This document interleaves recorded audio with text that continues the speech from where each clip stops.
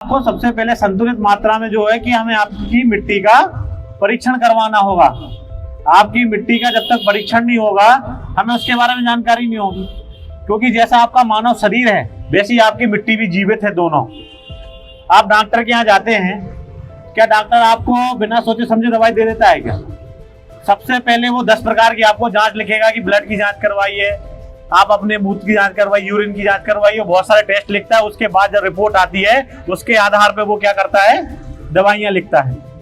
ऐसा करते कि हम मेडिकल पे जाते हैं और उसको बताते हैं हमें दर्द हो रहा है दवाई दे आओ, ऐसा लाते क्या हम? जब हम अपने शरीर के साथ खिलवाड़ नहीं कर रहे तो हम अपनी मिट्टी के साथ खिलवाड़ क्यों करें? क्योंकि मिट्टी, हमारा जीवन तो एक है, आयु मिट्टी कर रहे अनंत काल के लिए, हमारे लिए, हमारी आने वाली पीढ़ी के लिए, उनके लिए, सबके लिए वो स्रोत है आय का और भोजन का। क्योंकि हमारे देश में जितनी भी जनसंख्या है 70% जनसंख्या लगभग खेती पर निर्भर है।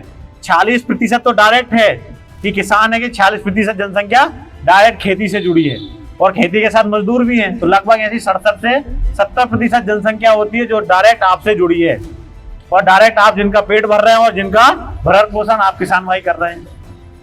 तो सबसे पहले मिट्टी का परीक्षण होना चाहिए। मिट्टी का परीक्षण सरकार बिल्कुल निःशुल्क करती है आपके। पहले क्या था, अपने जिले में भी एक प्रयोगशाला थी पवारखेड़ा में, तो सैंपल जाता था, महीनों में रिपोर्ट आती थी। लेकिन अभी सरकार ने क्या किया, हर ब्लॉक की प्रयोगशाला चालू कर दी, प्राइवेट तरीके से कर रही चालू, मतलब प्राइवेट लोगों को दी है कि आप सैंपल करें और रिपोर्ट दें, वो भी निःशुल्क है, उसका कोई पैसा नहीं लगता है आपको। तो अभी सबसे अच्छा समय है आपको मिट्टी का नमूना लेने का।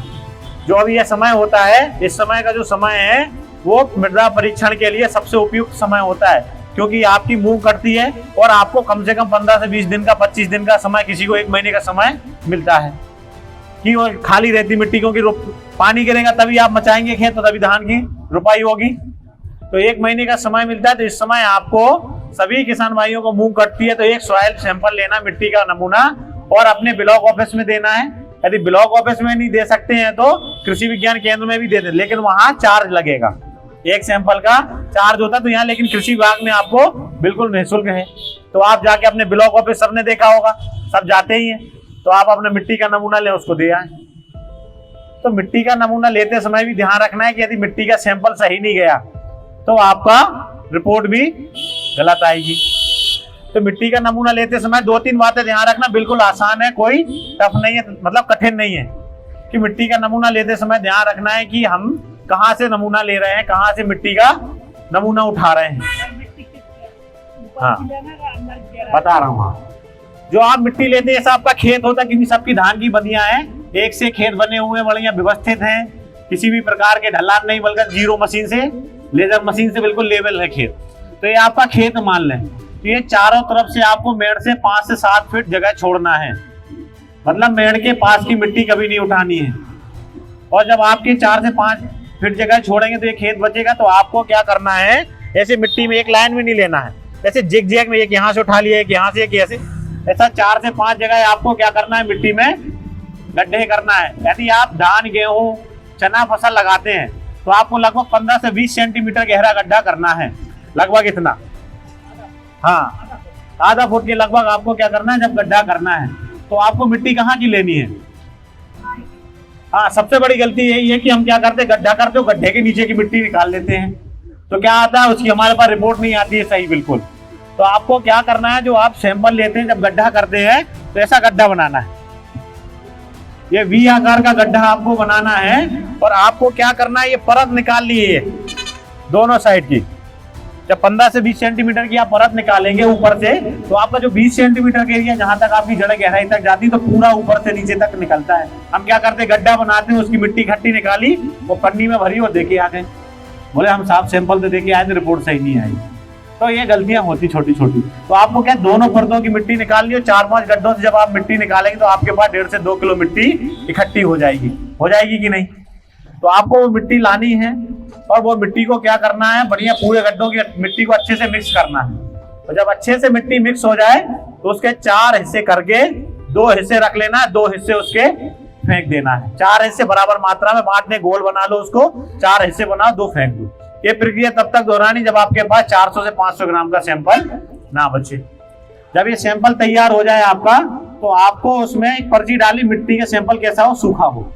उसमें कंकड़ पत्थर ना हो, प्लास्टिक ना हो, भूसा ना हो, ये सब निकाल के फेंक देना है। और जब 400 ग्राम का सैंपल बचे आपका, तो आपको वो सैंपल में एक पर्ची डालना है। आपका नाम लिखना है, खसरा नंबर लिखना है, मोबाइल नंबर लिखना है, और कौन सी फसल लगी थी और कौन सी फसल आपको लगानी है।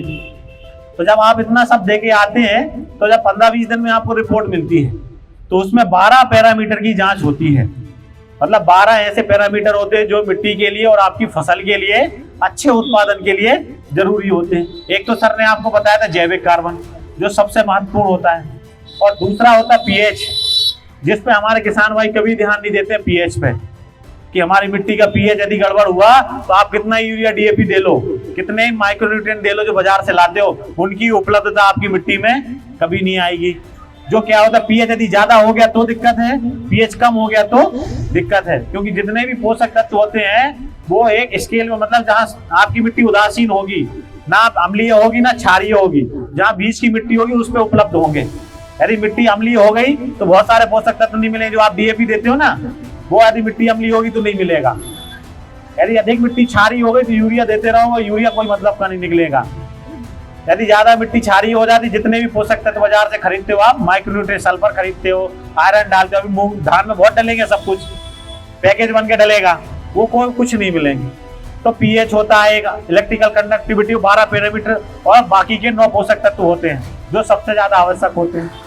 जब इनको आता है तो आपको आजकल बिल्कुल आसान कर दिया, उसमें पीछे लिख के आएगा उसके हेल्थ कार्ड में कि आपको जो फसल आपको लगाना है, जैसे क्या लगाना है धान, तो कितने बोरी यूरिया देना है एकड़ में, कितना बोरी डीएपी देना है, कितना बोरी राखड़ देना है, कितना पोटाश देना है, सब कुछ पीछे लिख के आएगा। किसी से पूछने की आवश्यकता नहीं पड़ेगी।